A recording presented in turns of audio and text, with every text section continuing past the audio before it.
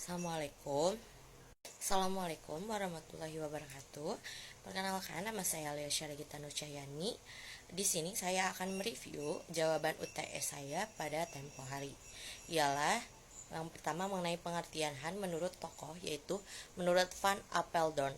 Han adalah keseluruhan aturan yang harus diperhatikan oleh para penguasa yang disertai tugas pemerintah dalam menjalankan tugasnya. Nah, yang kedua ada menurut Mukhen Han, yaitu dirumuskan sebagai hukum mengenai struktur dan kefungsian administrasi negara menurut negara. Nah, yang ketiga ada menurut Djoko Sutomo. Han adalah hukum yang mengatur tentang hubungan hukum antara jabatan-jabatan dalam negara dengan warga negara. Nah, bagaimana sih pendapat saya mengenai hal itu?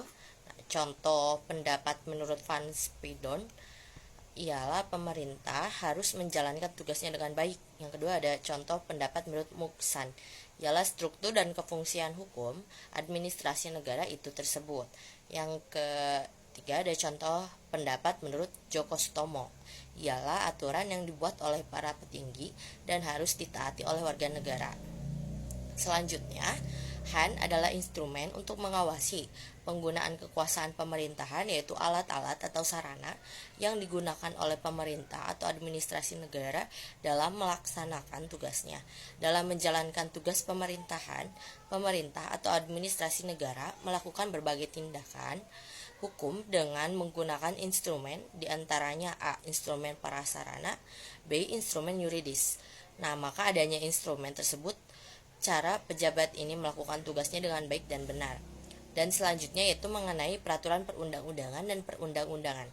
Perundang-undangan merupakan proses pembentukan atau peraturan-peraturan negara baik di tingkat pusat maupun daerah.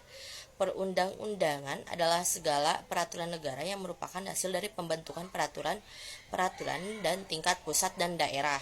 Nah, dan terakhir mengenai kekuasaan dan hukum, di mana hukum ini punya hubungan yang erat dengan kekuasaan. Hukum memerlukan kekuasaan dalam pelaksanaan, kekuasaan pun sebaliknya.